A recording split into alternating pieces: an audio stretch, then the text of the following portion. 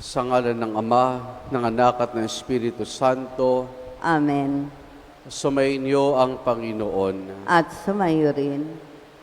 Mga kapatid, ngayong kapisahan ng pagtampok sa krus sa banal, patuloy tayo magpasalamat sa Diyos sa biyaya upang ang kanya-kanyang krus nating pasanin ay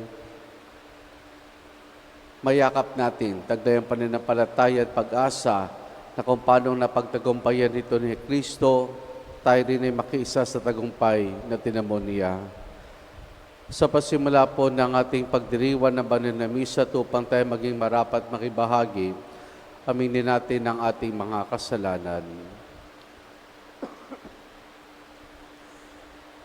Inaamin ko sa makapangyarihang Diyos at sa inyo mga kapatid, na lubha akong nagkasala sa isip, sa salita at sa gawa, at sa aking pagkukulang. Kaya isinasamo ko sa mahal na Birhen Maria, sa lahat ng mga anghel at mga banal, at sa inyo mga kapatid na ako'y panalangin sa Panginoong ating Diyos.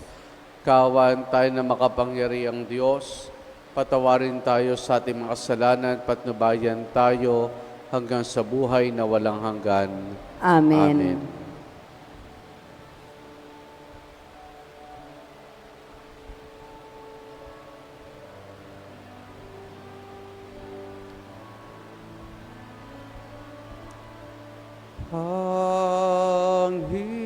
Panginoon, kawan mo kami.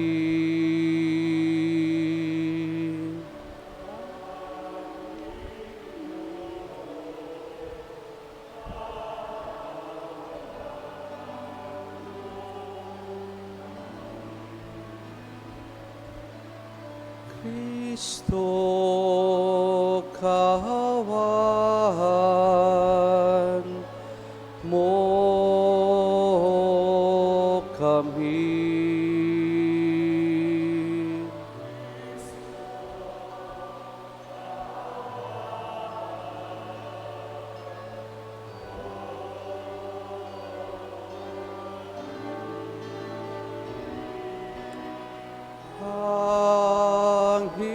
Panginoon, kawan mo kami.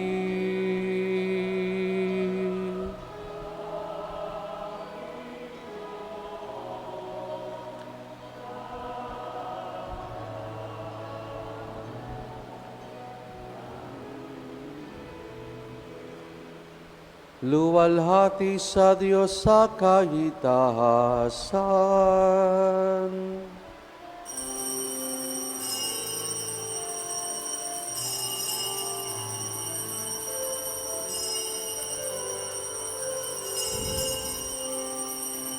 Luwalhati sa Diyos sa kahitasan,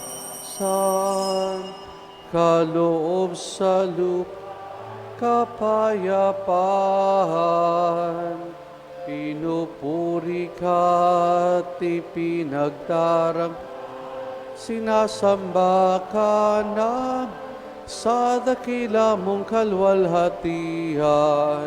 Panginoon naming Diyos, Hari ng langit, Amang makapangyarihan, Panginoon Jesucristo, bugtong na anak ng Diyos, Kordero ng Ama, ikaw na nag-aalis ng mga kasalanan ng sanlibutan. Tanggapin mo ang aming kahilingan, ikaw na naluklok sa kanan ng Ama, maawa ka sa amin. Ikaw lamang ang banal, Panginoong Jesucristo, kasama ng Espiritu, sa walhati ng Ama. Amen. Amen. Amen. Amen.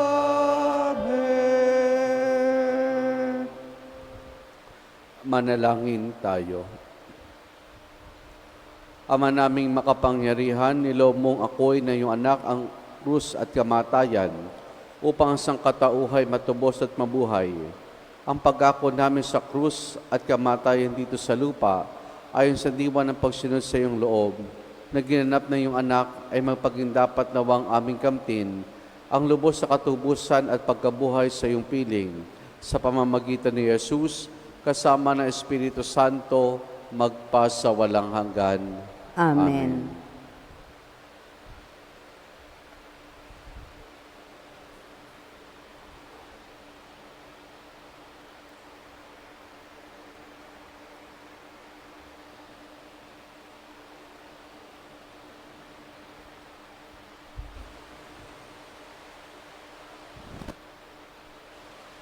Ang salita ng Diyos mula sa aklat ng mga bilang.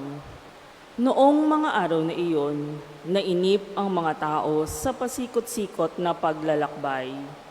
Nagreklamo sila kay Moises, "Inialis mo ba kami sa Ehipto para patayin sa ilang na ito? Wala kaming makain ni mainom. Sawa na kami sa walang kwentang pagkain ito." Dahil dito, sila'y pinadalhan ng Panginoon ng makamandag na ahas at sinumang matoka nito ay mamamatay.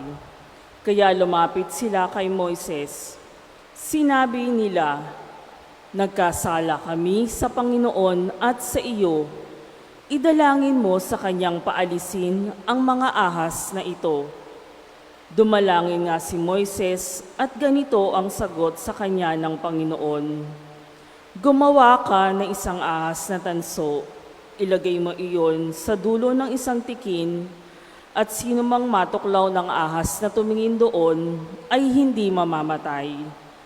Gayon nga ang ginawa ni Moises. Mula noon, lahat ng matuklaw ng ahas, ngunit tumingin sa ahas na tanso ay hindi namamatay. Ang salita ng Diyos. Salamat sa Diyos.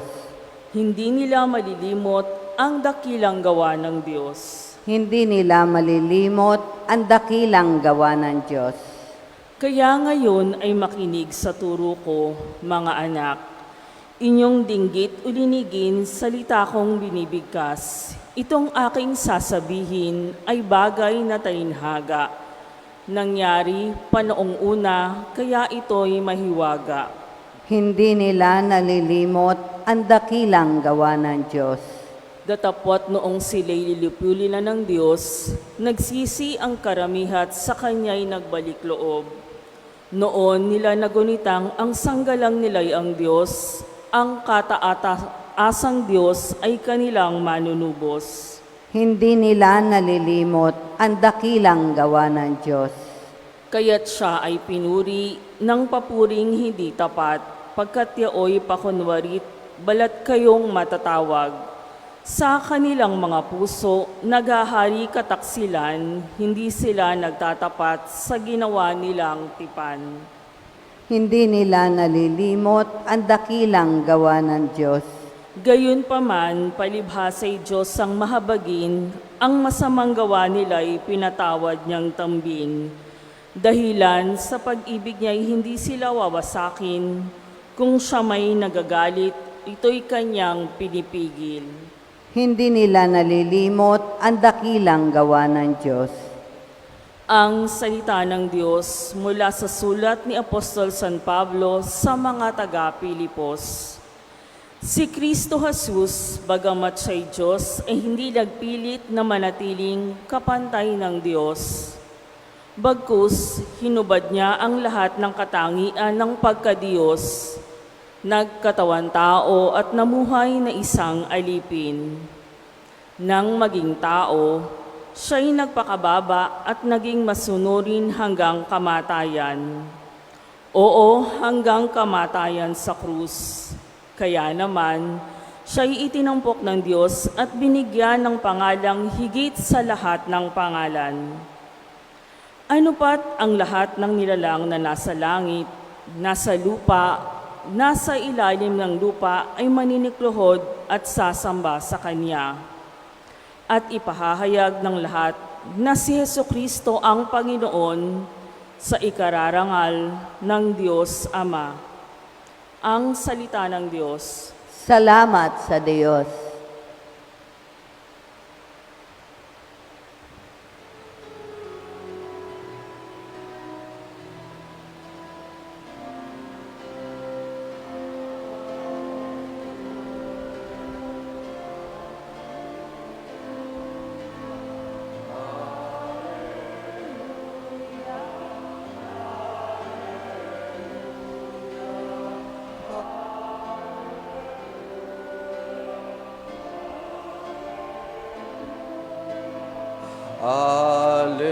Alleluia, Alleluia,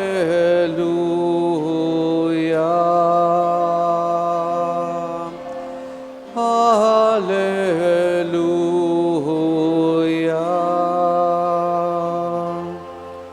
Sumainyo ang Panginoon. At sumainyo rin. Ang mabuting balita ng Panginoon ayon kay San Juan. Papuri sa iyo, Panginoon. Noong panahong iyon, sinabi ni Jesus kay Nicodemo, walang umakyat sa langit, kundi ang bumaba mula sa langit, ang anak ng tao. At kung paano itinaas si Moises ang ahas doon sa ilang, ganyan din naman kailangang itaas ang anak ng tao, upang ang sinumang sumampalataya sa Kanya ay magkaroon ng buhay na walang hanggan. Ganyan na lamang ang pag-ibig ng Diyos sa sanlibutan, kaya ibinigay niya ang kanyang bugtong na anak upang ang sumampalataya sa kanya ay hindi mapahamak, kundi magkaroon ng buhay na walang hanggan. Sapagkat sinugo ng Diyos ang kanyang anak, hindi upang hatulang maparusahan ng sanlibutan, kundi upang iligtas ito sa pamamagitan niya. Ang mabuting balita ng Panginoon. Pinupuri ka namin, Panginoong Hesukristo. Magandang umaga po sa ating lahat. Mga kapatid, isa sa pinakatampok, kilalang simbolo sa ating pananampalataya ay ang krus. Na kung titingnan natin sa ating mga Pilipino, sabihin natin na nagkalat ito. Nagkalat bakit? Sa katawan natin, ginagawa natin itong palamuti sa kwintas. Merong mga tao na kapag ka nagpapatato, ganun din ang ginagawa. Merong malaki, merong maliit. Ngayon, hindi lang sa katawan, maging sa iba't ibang lugar. Siyempre, pangunahin na dito ay ang ating bahay. Yung iba may krus sa pintuan, sa bintana. Pag tinanong mo kung bakit, para itaboy ang aswang. Matakot daw kang aswang. Sa mga kanya-kanyang altar, meron tayo. Sa mga sasakyan, meron din tayo. Kaya nga siguro, nung itong isang ahensya ng gobyerno ang pinapaalis yung mga, sabi natin, borloloy sa katawan, dahil nga daw parang obstruction ito sa pagdadrive, ay umalma ang mga Katoliko. Paano ika magiging obstruction ang krus? Kung ito naman yung nagbibigay ng parang direksyon ng kapanatagan ng loob para sa mga nagmamaneho. Sa mga paaralan, minsan meron din mga krus na nakasabit sa loob ng classroom, at digit sa mga ospital, meron ding mga krus na nakalagay, nakasabit sa mga kwarto ng mga pasyente. Kumbaga, sa ating buhay, araw-araw nakikita natin ang krus. Araw-araw, bahagi ang krus sa ating buhay. Mga kapatid, ang kapisang ating ipinagdiriwang ngayon, ang pagtatampok sa krus na banal ng Panginoon, ay nagpapaalala sa atin, una, tungkol sa kasaysayan. Kasaysayan ng pagkatagpo ni Reyna Elena sa tunay na krus ni Kristo nung kalagitnaan ng ikaapat na siglo. Sa ayon sa kasaysayan, si Constantino na kanyang anak ay nagkaroon ng panaginip na kung saan ay nakita daw niya sa kalangitan na yung mga salitang, "By the cross you will conquer." By the cross you will conquer. Kaya ang ginawa po ni Haring Constantino ay nung sila'y makikipagdigma, ang lahat ng armor nila, yung panangga, nilagyan niya ng krus. At yun nga ang nangyari. Nagtagumpay sila laban sa anumang digmaan na kanilang kinakaharap. Yun ang ginawa kasi ni Constantino na matagpuan ng kanyang ina na si Reyna Elena, ang tunay na krus ng Panginoon. Ito parang pangitain sa kanya na sa pamamagitan ng krus, ikaw ay magtatagumpay. Kaya yung mga armors ng kanyang mga sundalo, nilagyan niya ng krus. Pero di naglaon ay nakita niya na iba palang kahulugan. Yung sinasabi na sa pamamagitan ng krus, ikay magtatagumpay. Dahil ang isang napagtanto niya na yung krus pa lang ito ay ang krus ng ating Panginoon, punong-puno ng dugo. At kung saan sa kamatayan niya sa krus ito'y kanyang napagtagumpayan sa pamamagitan ng kanyang muling pagkabuhay. Kaya isa sa mga background kung bakit ating pinagdiriwang ang itong pagtatampok sa banal na krus. Batay ito sa kasaysayan ng pagkatagpo ni Reyna Elena sa tunay na krus. Pero bukod dito, kung titignan natin, ang krus, bagamat bahagi ito ng ating buhay, marimisan na isasantabi talaga natin yung tunay na kahulugan nito. Bakit po? Ang krus para sa karamihan, parang palamuti na lamang. Ang krus para sa karamihan ay palamuti na lamang na basta isasabit sa loob ng bahay, ipipinta sa pintuan, ilalagay sa kwintas, gagawing bahagi ng tattoo sa kanyang katawan. Kaya siguro, dahil ito nagiging bahagi ng palamuti, siguro in a positive manner, kinakaya natin ang mga krus ng ating buhay. Kinakaya natin ang mga krus sa ating buhay. Mari siguro nasa isip natin, pamilyar tayo, parati namang nandyan iyan, kaya kinakaya natin. Ngayon, sa ating mga pagbasa ngayong kapistaang ito, sa ating unang pagbasa mula sa aklat ng mga bilang, ay ating natunghayan dito yung sinabi rin ni Moises ng ating Panginoon sa Ebanghelyo na kung paanong itinaas si Moises sa ahas ang ilang, kinakailangan ding itaas ang anak ng tao upang ang sino mang sumampalataya ay maligtas. Sa ating po kasing unang pagbasa, reklamo ang mga Israelita. Kaya pinadala sila ng Diyos ng mga ahas. Na sino mang natuklaw nito ay namamatay. Pero nanigluhod si Moises para sa mga Israelita. Kaya nang ginawa ng Diyos, pinagawa ng Diyos si Moises ng isang tikil at doon ilalagay ang simbolo ng ahas. Na sino man tumingin dito ay hindi mamamatay.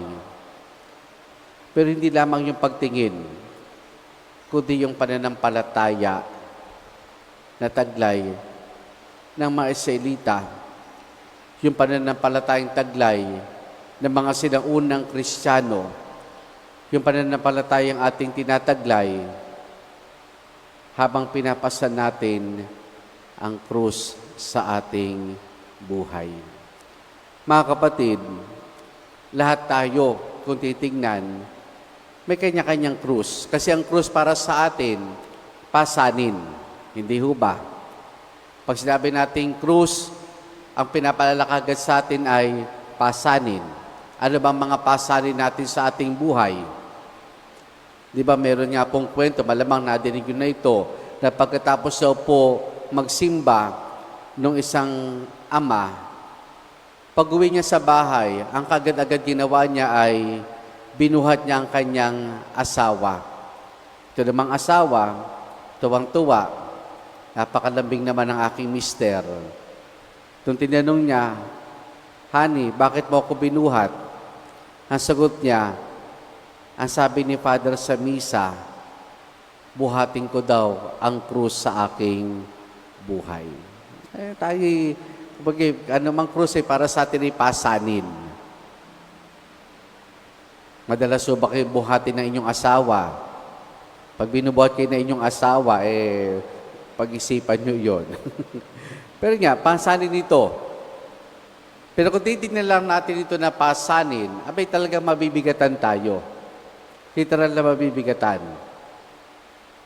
Pero, kung ititignan natin, sabi nga, yayakapin ng may pag-asa pananampalataya, ito'y papamaraan natin para makibahagi sa krus ng ating Panginoon. Taglay ang pananampalataya, makakayanan natin ito. Kaya siguro, ito yung pinakakilalang simbolo sa ating simbahan, yung krus. Nag-aantanda tayo ng krus, susuot natin ito. Bagamat minsan siguro nga na isasantabi natin yung kahulugan nito, pero yung madalas nating makita na mga krus sa ating paligid, iti nag-aanyaya sa atin. Huwag mo lang pasarin, yakapin mo ito. Yakapin natin ito. Taglay ang pag-asa at pananampalataya na kung paanong napagtagumpayan ito ni Kristo, mapagtatagumpayan din natin ito kaisa at kasama ng ating Panginoon. Sa panahon ngayon, maaring palamuti ito para sa atin. Pero itong mga palamuting ito, itong simbolong ito, unconsciously or consciously, nagpapaalala sa atin na kakayanin nating hindi lang pasanin, kundi yakapin ang krus ng ating buhay. Dahil alam nating kasama natin ng Panginoon, sinasamahan tayo ng Panginoon, pinalalakas tayo ng Panginoon, at may sapat na grasya at biyayang ipinagkakaloob niya ito sa atin. Alam niyo, maganda yung term na yakapin. Kasi pagpasanin, pabigat. Pero pagyakap, parang ititanda ng pagmamahal. Di ba mga mahal natin sa buhay, niyayakap natin. Pag niyakap mo isang tao, may affection. At pag may affection, may pagmamahal. Kaya wag lang nating pasalin ng krus, kundi yakapin ito. Yakapin ito ng may pagmamahal kaysa ng unang yumakap sa krus, ang ating Panginoon. Amen.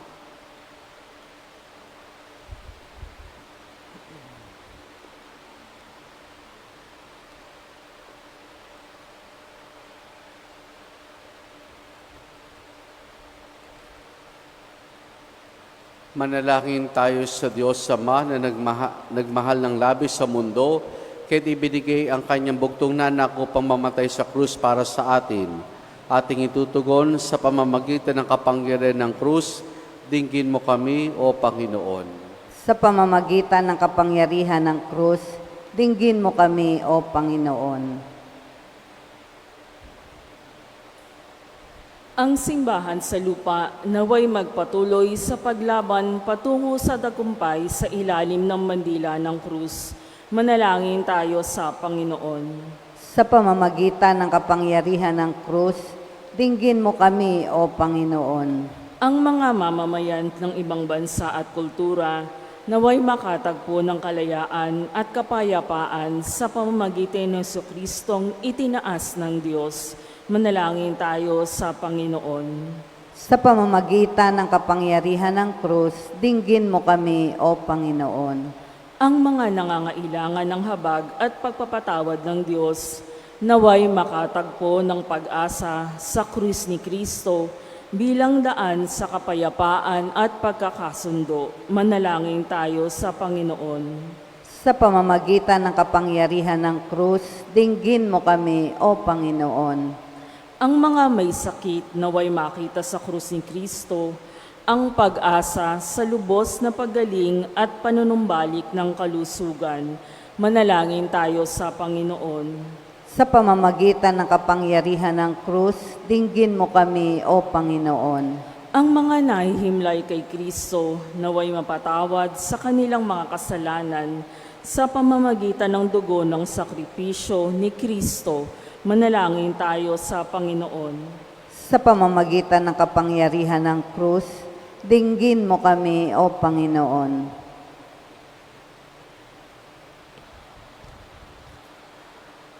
Ama naming mapagmahal, nasa krus ang aming pag-asa sa buhay nito at sa kabila. Ipagkaloob mo ang aming mga kaibigan habang nagpupuri kami sa iyo dahil sa iyong awa sa pamamagitan ni Jesus na aming Panginoon. Amen. Amen. Pag-aalay.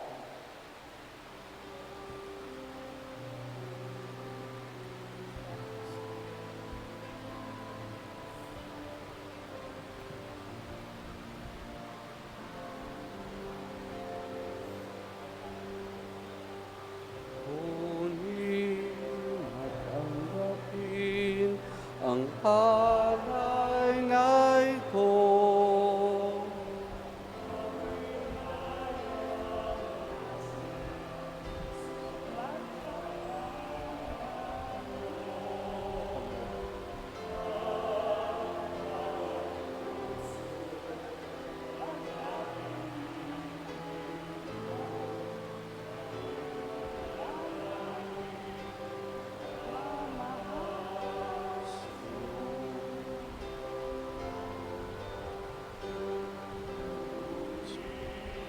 At tanggapin ang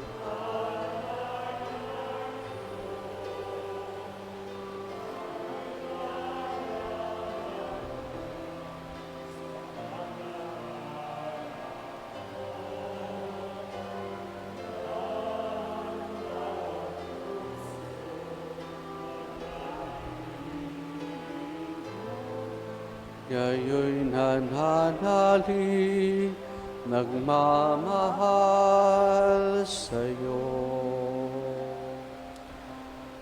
Manalangin kayo mga kapatido, pangampagahin natin ay kalugdan ng Diyos sa amang makapangyarihan. Tanggapin nawa ng Panginoon itong paghahain sa iyong mga kamay, sa kapurihan niya at karangalan, sa ating kapakinabangan at sa buong sambayan niyang banal. Ama namin lumikha, sa kapagpapatawad ng mga kasalanan, maganap nawa ang paghahain ito na sa dambana ng krus ay siyang pumawi sa kasalanan ng buong mundo sa pamamagitan ni Jesus, kasama ng Espiritu Santo magpasawalang hanggan. Amen. Sumainyo ang Panginoon. At sumainyo rin. Taas sa Diyos sa inyong puso at diwa. Tinaas na namin sa Panginoon. Pasalamatan natin ng Panginoong ating Diyos. Marapat na siya'y pasalamatan. Ama naming makapangyarihan, tunay nga marapat na ikaw ay aming pasalamatan. Iyong ipinasyang sa kahoy na krus ang sangkatauhay tubusin ni Jesus. Sa punong kahoy nagkapawang ang kamatayan. Sa kahoy na krus itinanghal ang pagkabuhay. Sa punong kahoy na naigang sumaway sa iyo, sa kahoy na krus, siya'y nadaig ng masunuring anak mo. Kaya kaisa ng mga anghel, nagsisiawit ng papuri sa iyo ng walang humpay sa kalangitan, kami nagbubunyi sa iyong kadakilaan. Santo, Santo, Santo, Panginoong Diyos ng mga hukbo, napupuno ang langit at lupa ng kadakilaan mo. Hosana sa kaitaasan,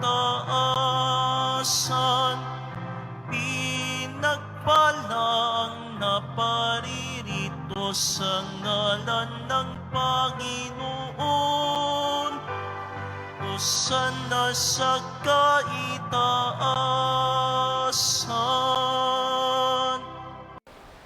Ama naming banal, ikaw ang bukal ng tanang kabanalan. Kaya sa pamamagitan ng iyong Espiritu, gawin mong banal ang mga kaloob na ito upang para sa amin maging katawan at dugo ng aming Panginoong Hesukristo. Bago niya pinagtiis ang kusang loob na maging handog, hinawakan niya ang tinapay, pinasalamatan kaniya, pinaghati-hati na yon. Iniabot sa kanya mga alagad at sinabi, tanggapin ninyong lahat ito at kanin itong aking katawan na ihahandog para sa inyo.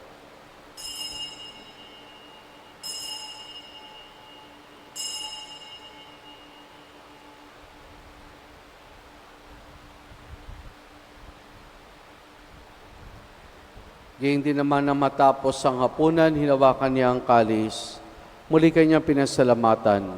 Iniabot niya ang kalis sa kanya malagad at sinabi, tanggapin ninyong lahat ito, tinumin itong kalis ng aking dugo, ng bago't wala hanggang tipan. Ang aking dugo na ibubuhos para sa inyo, para sa lahat, sa kapagpapatawad ng mga kasalanan. Gawin niyo ito sa pag-alaala sa akin.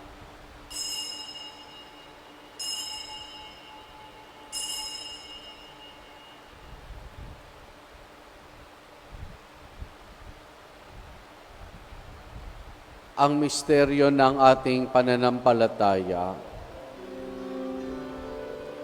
Aming ipinahayag na namatay ang iyong anak.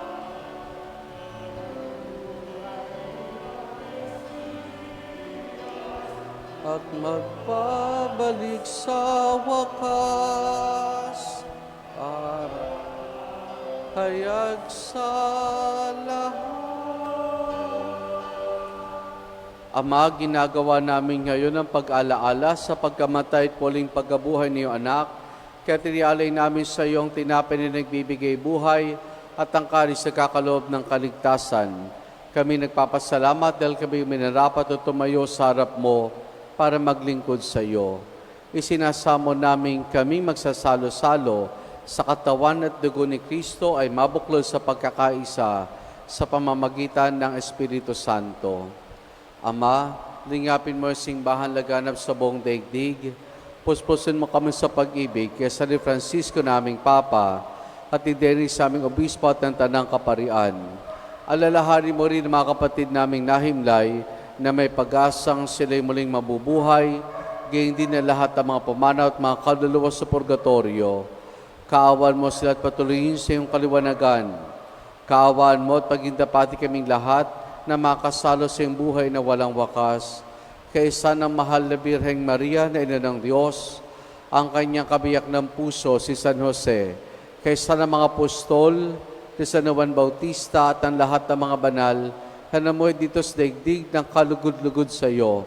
May pagdiwa naman namin ang pagkupuri sa kararangal mo sa pamamagitan ng iyong anak na aming Panginoong Hesukristo.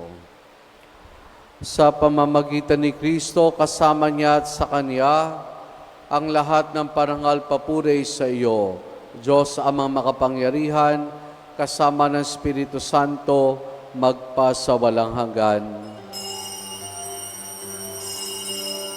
Amen. Amen. Amen.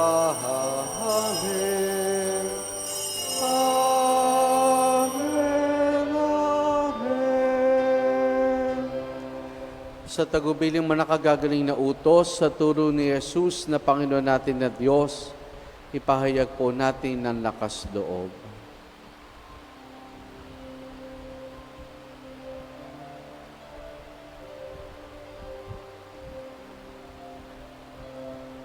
Ama namin, sumasalangit ka, sambahin ang ngalan mo, mapasamin ang kaharian mo, sundin ang loob mo, dito sa lupa para nang sa langit. Bigyan mo kami ngayon ng aming kakanin sa araw-araw at patawarin mo kami sa aming mga sala para ng pagpapatawad namin sa nagkakasala sa amin, at huwag mo kaming ipahintulot sa tukso, at iadya mo kami sa lahat ng masama.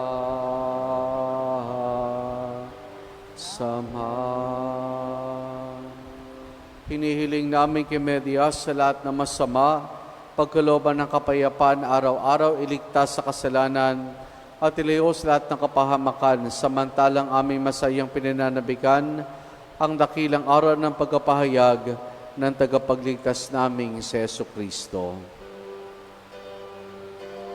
Sapagkat iyo ang kaharian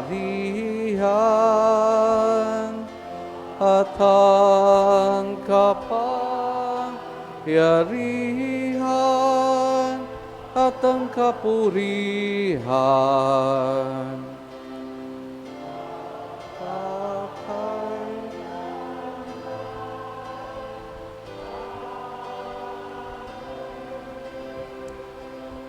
Panginoong Jesucristo, sinabi mo sa iyong mga apostol, kapayapaan ang iniwan ko sa inyong aking kapayapaan, ang ibinibigay ko sa inyo.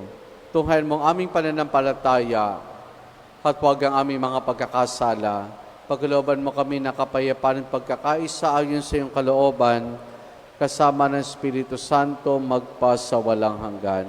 Amen. Ang kapayapaan ng Panginoon ay lagi nawang sumainyo. At sumainyo rin. Mga kapatid, maghangad at magbahagi tayo ng kapayapaan ni Jesus sa isa't isa. Peace. Peace be with you po.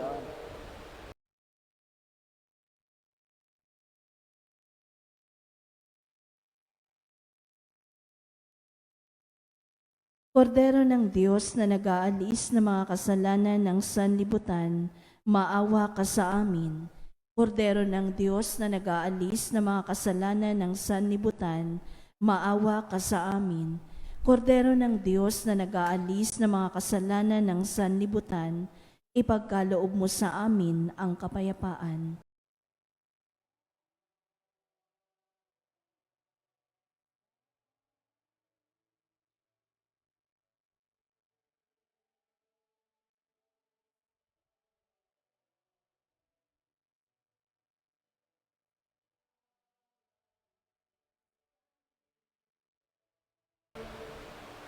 Narito si Jesus, ang kordero ng Diyos. Siya nagali sa mga kasalanan ng sanlibutan. Mapalad ang mga inaaniyahin niyang makiisa sa kanyang banal na piging. Panginoon, hindi ako karapat-dapat magpatuloy sa iyo, ngunit sa isang salita mo lamang ay gagaling na ako.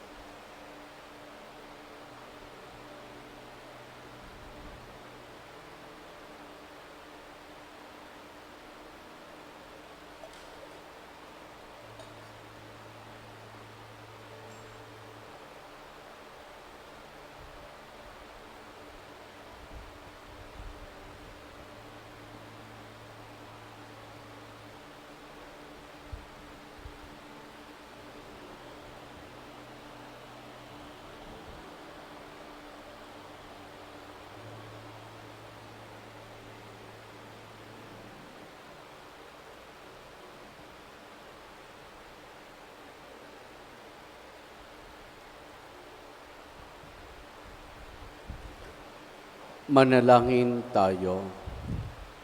Ama na, Panginoong Jesucristo, kami nagsalo-salo sa banal paginabang ay nakikiusap sa iyo na ang mga nasagip ng kahoy na krus na nagbibigay buhay ay iyong hatid sa pagkabuhay sa kaluhatian, sapagkat ikaw ang Panginoon, magpasawalang hanggan. Amen. Sumainyo ang Panginoon At sumainyo rin. at pagpalain tayong lahat ng mabutit mapagmahal na Diyos sa Ama, Anak at Espiritu Santo. Amen. Naialin na natin ang pagdiriwang ng banal na misa, humayo tayo at patuloy na yakapin ang krus ng ating Panginoon. Salamat sa Diyos. Purihin po natin ang ating Panginoon.